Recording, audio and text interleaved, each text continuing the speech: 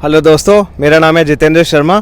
इस वाले वीडियो में मैं आपको बताने वाला हूं कि क्रोएशिया के शेंगेन टूरिस्ट वीज़ा के लिए क्या एप्लीकेशन प्रोसीजर है, कौन कौन से डॉक्यूमेंट्स इसमें लगेंगे और किन किन बातों का आपको ध्यान रखना है जिससे कि आपके वीज़ा आने के चांसेस बढ़ें। अगर आपको मुझसे शेंगेन वीज़ा की एप्लीकेशन तैयार करानी हो तो आप मुझे कॉल कर सकते हैं। मेरा फ़ोन नंबर मैं इस वीडियो के डिस्क्रिप्शन और पिन की गई सबसे पहली कमेंट में दे के रखूँगा। मेरे थ्रू जो record number of Schengen visas आए हैं उन्हें आप इस यूट्यूब चैनल के कम्युनिटी सेक्शन में भी चेक कर सकते हो। Let's begin. देखिए, क्रोएशिया से जो आपको वीज़ा मिलेगा उसे शेंगेन वीज़ा बोलते हैं। उसे एक वीज़ा को लेकर आप ना सिर्फ क्रोएशिया बल्कि शेंगेन एरिया के टोटल 29 मेंबर कंट्रीज़ जो हैं उनमें फ्रीली ट्रैवल कर सकते हैं, बड़े बड़े जो भी मेन कंट्रीज़ हैं।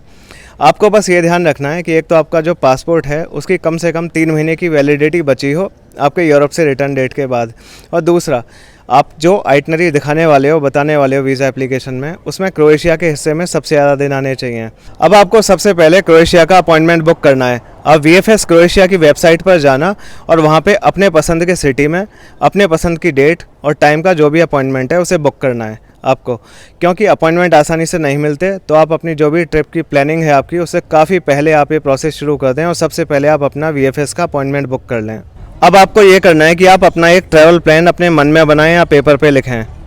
उस ट्रैवल प्लान में सबसे ज़्यादा दिन क्रोएशिया के हिस्से में आने चाहिए, क्योंकि उस प्लान के अकॉर्डिंग ही आपके होटल, फ्लाइट और बाकी सारी चीज़ें बुक होंगी। तो ट्रैवल प्लान लिखने के बाद आपको होटल बुक कराने हैं। होटल आपके पेड होने बिल्कुल भी ज़रूरी नहीं है। अगर आपने booking.com या अगोडा या ऐसी किसी भी ऐप से बुकिंग करा रखी है जहां बुकिंग कंफर्म है लेकिन पेमेंट नहीं हुई है तो बिल्कुल चलेगा, उसमें कोई भी दिक्कत नहीं है। होटल बुक कराने के बाद आपको फ़्लाइट बुक करानी चाहिए। कराने को तो आप पेड फ़्लाइट भी बुक करा सकते हैं, लेकिन अगर आप डमी फ़्लाइट कराते हैं, बहुत सारी वेबसाइट्स हैं, तो भी चलेगा। डमी फ़्लाइट बहुत सस्ते में हो जाएगी और आपको वीज़ा रिफ्यूज़ल के केस में बहुत सारे पैसों के रिस्क से बचाएगी। डमी फ़्लाइट कराते टाइम इस बात का ध्यान रखना कि बहुत पहले करा के मत बैठ जाना, बल्कि अपॉइंटमेंट से 2-3 दिन पहले ही कराना, क्योंकि कुछ दिनों तक ही डमी फ़्लाइट वैलिड रहती है। उसका जो PNR है वो विजिबल होना चाहिए अगर कोई चेक करता है डमी फ़्लाइट का PNR डाल के। तो फिर आपको अपना शेंगेन का ट्रैवल इंश्योरेंस कराना है। जो ट्रैवल इंश्योरेंस है, बहुत सारी कंपनियां हैं उसके लिए। आप गूगल पे सर्च करना Schengen travel insurance companies in India, बहुत सारी निकल के आएंगी। उन पे आप जो आपको समझ में आ रही हो, जो पसंद हो, उस कंपनी का आप ट्रैवल इंश्योरेंस करा लीजिए। कम से कम $50,000 सम इंश्योर्ड होना चाहिए, या 1 लाख का भी करा सकते हैं पर पर्सन। और नॉमिनी में आप किसी को भी अपनी फैमिली मेम्बर को डाल सकते हैं। लास्ट में पेमेंट कर देना और पॉलिसी ईमेल पर आ जाएगी और आपको उस पॉलिसी का प्रिंट आउट निकालना है। तो ये hotel booking, flight booking, travel insurance, इन सभी के जो प्रिंट आउट हैं वो आपको अपनी फ़ाइल में लगाने हैं। इसके बाद आपको क्रोएशिया का ऑनलाइन एप्लीकेशन फॉर्म भरना है। आप VFS क्रोएशिया की वेबसाइट पर जाना, वहाँ से आपको लिंक मिल जाएगा एप्लीकेशन फॉर्म को भरने का। बहुत सारे पॉइंट उसमें भरने होते हैं, एक एक पॉइंट का बहुत सावधानी से आपको भरना है, कोई गलती नहीं होनी चाहिए। इसके बाद आपको कुछ बहुत इंपॉर्टेंट डॉक्यूमेंट इकट्ठे करने हैं। अगर आप जॉब करते हैं तो आपको अपने एम्प्लॉयर से सारी छुट्टियों के लिए NOC लेना होगा। आपकी सारी ट्रैवल डेट्स जो आप दिखाने वाले हैं उनकी लीव्स अप्रूव्ड होनी चाहिए। फिर आपको लास्ट के 3 महीने की सैलरी स्लिप लेनी है अपनी जॉब से, और जॉब पे ज्वाइनिंग के टाइम आपको जो अपॉइंटमेंट लेटर मिला होगा उसकी भी कॉपी आपको लगानी है। और अगर आप सेल्फ एम्प्लॉयड हैं तो आपको अपने बिज़नेस का रजिस्ट्रेशन लगाना है। कोई सा भी रजिस्ट्रेशन चलेगा, चाहे GST हो, MSME उद्यम रजिस्ट्रेशन, या फिर trade licence, shop act, Gumasta, कोई सा भी, बहुत दुनिया भर के लाइसेंसेज और सर्टिफिकेट ये सब होते हैं, रजिस्ट्रेशन होते हैं। आप कोई सा भी लगाइए जिससे अप्रूव होता हो कि आपका बिज़नेस लीगली चल रहा है। अगर लेटेस्ट भी है वो रजिस्ट्रेशन अभी कराए तो भी कोई दिक्कत की बात नहीं है। फिर चाहे आप सेल्फ एम्प्लॉयड हों या जॉब करते हों, दोनों ही केसेस में, क्रोएशिया के केस में आपको लास्ट के 3 साल का अपना इनकम टैक्स का जो रिटर्न है उसकी कॉपी लगानी है। वो कंपलसरी है, खाली एक्नॉलेजमेंट से काम चल जाएगा। और जो बैंक स्टेटमेंट है वो भी आपको लगानी है। बैंक स्टेटमेंट लास्ट के 3 महीने की लगेगी, उसके हर पेज पर बैंक की स्टैंप और साइन। और ऐसा नहीं कि आप बहुत पहले स्टेटमेंट निकाल के रख लो, आपको अपने अपॉइंटमेंट से 3-4 दिन पहले ही अपनी बैंक की स्टेटमेंट निकाल कर रखनी है। इसके बाद आता है कवर लेटर। कवर लेटर के माध्यम से ही आप वीज़ा ऑफिसर को अपनी बात समझाएंगे। उसके साथ तो आप बैठे नहीं होंगे जिस टाइम आपकी फ़ाइल रिव्यू हो रही होगी। Cover letter will do all the talking. तो कवर लेटर के थ्रू आपको ये बताना है कि आपकी सोशल और इकोनॉमिक टाइज़ इंडिया में अच्छी खासी हैं। जितना ज़्यादा आपकी कमाई होगी, जितना ज़्यादा आप ये भरोसा दिला सकें कि मैं अच्छा कमा लेता हूँ, मेरी जड़ें यहाँ मजबूत हैं सोशली और इकोनॉमिकली, उतना ही आपके फेवर में केस आने के, आपके वीज़ा आने के चांसेस हैं।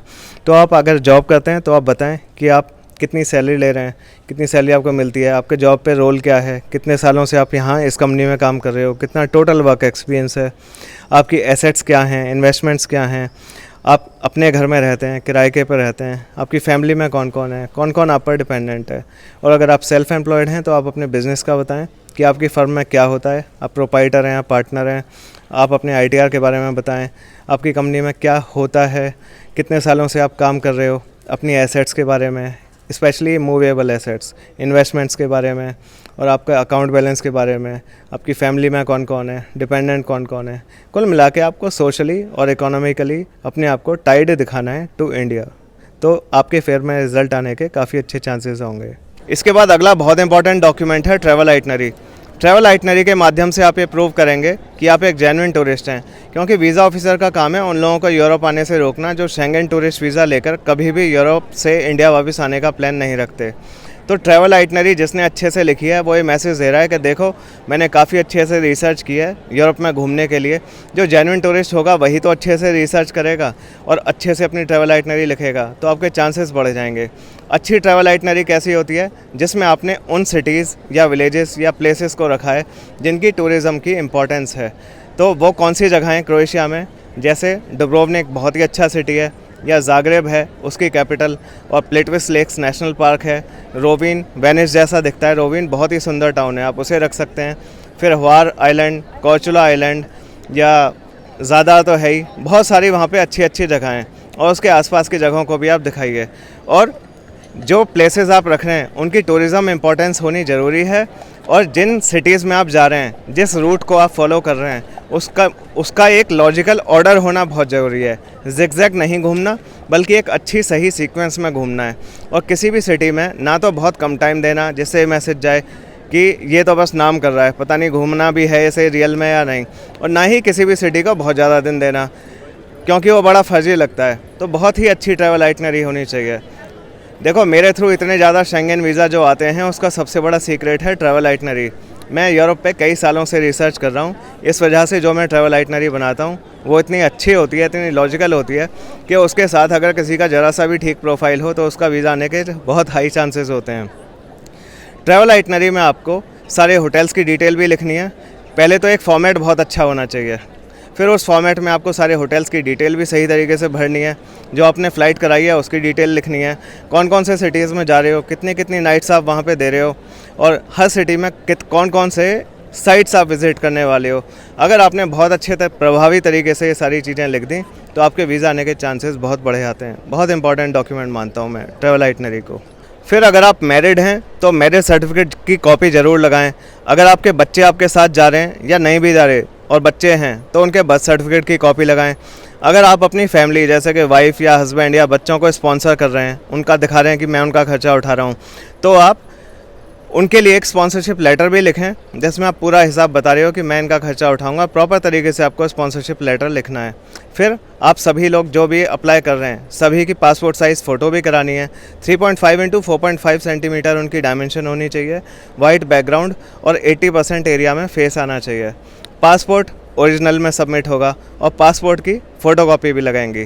फिर आपकी जो भी एसेट्स हैं और इन्वेस्टमेंट्स हैं उनकी भी कॉपी लगाएं, स्पेशली इमूवेबल एसेट जैसे कि प्रॉपर्टी, इसकी कॉपी लगाना तो ख़ास तौर पे फ़ायदेमंद रहता है।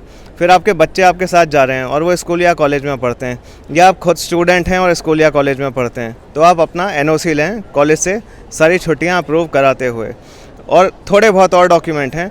आप VFS क्रोएशिया की जो वेबसाइट है उसकी चेकलिस्ट को डाउनलोड कर लेना, वहाँ से आपको मिल जाएंगे। और एप्लीकेशन फॉर्म भी सबको प्रॉपर्ली भरना है सारे पॉइंट्स का ध्यान रखते हुए, और कोई भी गलती नहीं होनी चाहिए।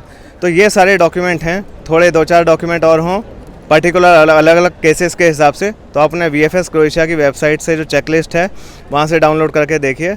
और ये सारे डॉक्यूमेंट तैयार करके आपको अपने अपॉइंटमेंट वाले दिन आपने अपॉइंटमेंट बुक किया था ना शुरुआत में, उसमें सिटी जो है, डेट और टाइम, उसको लेकर सारे डॉक्यूमेंट आपको पासपोर्ट के साथ ओरिजिनल में जमा करके आने हैं विद फ़ोटोकॉपी।